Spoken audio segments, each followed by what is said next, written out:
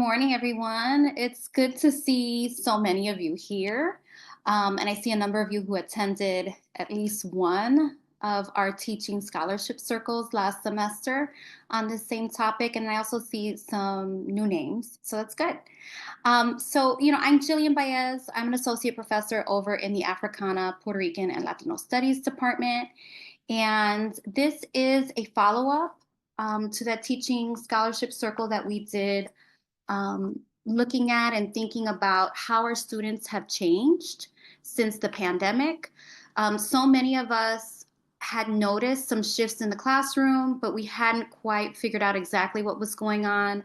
The purpose was really to create a space where we could think about those things. So we did a few things. In some of the sessions, we looked at some of the data that our institutional research provides here at Hunter College. That gave us a little bit of a sense of demographics. To be honest, I don't think that yielded as much useful information as we had hoped. I mean, it told us a little bit about, we continue to have more transfer students, our students speak more languages, but didn't quite exactly explain why they are behaving the way that they are in the classroom. So in one of our later sessions, we had the director of the counseling center come in, and we learned quite a bit from them about how the pandemic has impacted students in terms of their mental health and how that's affected their academic performance. And so we've continued to sort of think through all of those factors. I do want to pull up a PowerPoint just to guide us today. I will say this, that I prepared more of an interactive session together. This is more a revisiting of where we were at and trying to figure out where we're at now. So to get us started, I want us to just pause for a moment and get quiet just for a moment, and then we'll share. And I want you to think about, your experience in the classroom, right? We're about, I think this is week 6 into the semester. So what are 3 characteristics that you would use to describe our students today? And you can jot those down if you want to, just 3 characteristics. So we have our own sort of like hunches about what's happening in the classroom always. And I think whether that shows up in the data, that's still important. The data is always behind anyway, as you're going to see.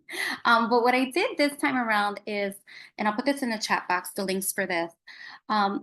I pulled up Hunter College on College Navigator, which collects a lot of enrollment data at colleges throughout the country. And I also pulled up Hunter's most recent fact sheet. Unfortunately, there isn't a 2024 yet. We did look at the 2023 one last year, but I'm putting it up again just because we probably don't remember. And if I could just find my chat box, here it is. Let me just dump this in here. What I want us to do is I'll turn the timer on, and I want us to just take 5 minutes to look through those 2 websites. So one is College Navigator, and again, they collect data throughout the country. It's not specific to Hunter College. And then Hunter's fact sheet, their most recent one. And just jot down any characteristics that you think are important. You're going to see there's all kinds of information there. Some of it will be relevant to you, some of it will not. Actually, a lot of it won't be. But just take a quick glance through and see if you notice anything interesting, and then we'll come back and compile those together. Okay, it's been 5 minutes. My timer has gone off, so let's come back together and share what we found that we thought was interesting or significant. And feel free to drop it in the chat box. Feel free to raise your hands. Okay, Jack says in the chat box, I just learned from College Navigator that the retention rate only tracks first-time full-time students. So students who begin as part-time or who transfer in are not even counted in the retention rate. Only 61% of Hunter students are counted. So what do we know about the other 39%? Yes. I mean, I think that's been an ongoing issue for us with the transfer students. I think in terms of the data, that was something that has come up for us in the previous sessions too, not just with the retention rate, but just sort of tracking transfer students in general. And then the part-time students, that's a big question too. the decline that we've seen, at least in the last 10 years, we keep seeing that number going down in terms of students who are identifying as Black on the surveys for Hunter. And so, yeah, there's a larger question there of like, what is happening here in terms of our shifting population? Post in the chat box that I just want to address. So let's see what we have here. We have Christina says 100% retention rate for veterans is impressive. I don't know why we have that. I mean, there might be something in place that makes that happen. Sarah says Pell Grants appear to be correlated with degree completion. So yes, that's a big piece, right? And I think it's important for us to consider also financial aid, especially in light of like how that may change. Jack says, I also looked at whether incoming students are freshmen or transfers. 2024 fact sheet shows about 75% of the entry cohort were first-time college students, and under 25% were transfer. But 10 years ago, it was a lot closer to 50-50. This is another shift that we've seen. Okay, Dawn Robert Semple says, decline in student enrollment over the years. A prediction of the recovery rate, particularly for women, is apparently lower. I wonder why fewer women are enrolled since COVID. Okay, those are good questions. Anything else?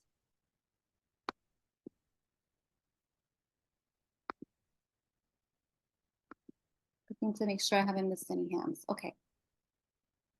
All right, so you can see there are some characteristics there that, you know, and I will say, let me back up and say this. Every time that we look at the data, I think we're left with more questions than answers. But nonetheless, I think it's good for us because it also helps us to identify some issues here, right? In terms of like, how is our population shifting? Why is this happening? What does this mean, right? In terms of the kinds of students we teach, what kind of support do they need? And also sometimes too, I think sometimes we also see there are demographic shifts that we did not expect, right? So Hunter, for example, has historically always been predominantly women. But then to look at that decline that Dawn noted, that's an important question that we might consider too, where perhaps the answer is not so obvious, but there might be something there. Roberta says, I don't know if it still exists, but Hunter once had an office specifically to serve veterans. Yeah, I recall that too, Roberta. So I'm not sure. I mean, if anyone knows about that, they feel free to chime in. And yes, Roberta, yes, and Hunter used to be all female. That's correct, right? That is its history. Okay. Let me see. Talk about some of the other considerations we have talked about in the past, and some of them probably continue to be issues. One, right, we know that mental health was a huge factor, right? So when the director of the counseling center came in, they talked about just the numbers of students coming in who were distressed, right, has increased significantly, not just immediately after the pandemic, but even more so recently in the last year or so. And that has been really impacting students, right, in terms of their ability to focus, the ability even to retain them here at Hunter, and also the challenges, right, of there being enough mental health services for students. So that's one piece. I'm also just want to quickly note, Stephanie, you just posted, yeah, thank you for posting a student veteran services. You can take a look at that at Hunter. So we talked about, right, those challenges with mental health. And Roberta raised an important question, right, about are we seeing more accommodations that are related to this? We don't always know, right, because the accommodations don't always tell you what the student is dealing with, but that is one consideration. We had also talked about the students and their academic preparation, right? So, you know, what kinds of high schools are they coming from? What was their high school experience like, considering that many of them spent some of their time online, right, during the pandemic. And we know that students in New York City, right, there was some loss, right, in terms of learning actual material, but also too in terms of study skills. I will say, you know, on a personal note, my oldest is a freshman in high school. And I was surprised when I met with the teachers for a parent-teacher conference that so many of the teachers are focused just on getting the students to be organized. And the reason why is, I mean, some of it is we can blame it on the screens, but some of it also just has to do with the fact that um, they lost really important time literally in the classroom getting their stuff together. Like, you know what I mean? Like just moving from place to place, figuring out how to pack and get from point A to point B, commuting back and forth. And so I think that, you know, that's something also that is also playing a role here that we may want to think about. And I think that we're still dealing with it in the classroom. I mean, we can talk about this a little bit more. I feel like the students are better this semester, but this has taken us, it's taken time to get back to what we think are, you know, just basic expectations in the classroom. And then I think, you know, there's the other consideration that I want to raise that I didn't raise last semester, but we are in a little bit of a different moment, right? You know, it's been like 6 months later. And so things have shifted, right? Socially, culturally, economically. You know, I brought up that point about financial aid, right? We're under a different political administration that has plans, right, for reorganizing, right, like the Department of Ed. And so these are things that may or may not impact our students in ways that we expect or don't expect. You know, we have the larger political context too. I will say my students, you know, these things have come up in the classroom for many of them. They have expressed concerns about what is happening politically and how those changes will impact them and their lives, specifically in their families. So I think that that's also looming in the background too, in ways that we hadn't really discussed the last time because it's a different moment in time. So I just wanted to raise those as other considerations that we're building on from last time, but also that we may want to continue to think about as our classroom shifts. Okay, so we can build off of that. And I also want to leave some space for folks to talk about, you know, what are you seeing in your classrooms that we haven't discussed, right? The data gives us it gives us a snapshot of what's happening, but there's nothing like actually being in the classroom, right, on the ground. So what are you seeing in your classrooms that we haven't discussed? Yeah, I think Cristina, you know, that's also, we have talked about this a little bit in the past as well. The social skills, right, are something that they've had to rebuild those skills, right? Because many of them spent some time you know, online learning and just being isolated, right, in the pandemic period. So there is some of that. I mean, I will say, I can speak for myself in terms of, you know, I run a pretty interactive classroom, but I've had to be very overt in the beginning of the semester that we're working on community building. And I think for them to know that early on helps a little bit. I mean, I end up talking a lot, but I force them to talk too. Some of that is like, but I build up to the groups. So like they do pairs, for example, just 5 minutes, go over the reading together, debrief the reading so that then we can discuss it. And they have that same pair for a while, so they get to kind of get comfortable with that person. And then we go into bigger groups and bigger discussions. So I think that we have to think a little bit more carefully about how to build them up to that. I think to have that expectation that they're going to want to socialize. I mean, maybe some of them will, but I think that just hasn't been the classroom norm consistently for the last few years. I think it's important to remember too, one of the things we didn't bring up is that, you know, a number of the students are still taking, not all of their courses, but a number of their courses online. And so those are two very different ways of interacting. The data too doesn't break down if those are asynchronous or synchronous classes. So we know there's a difference too in terms of how you interact. So I just bring that up too, because that's also another factor for us to think of.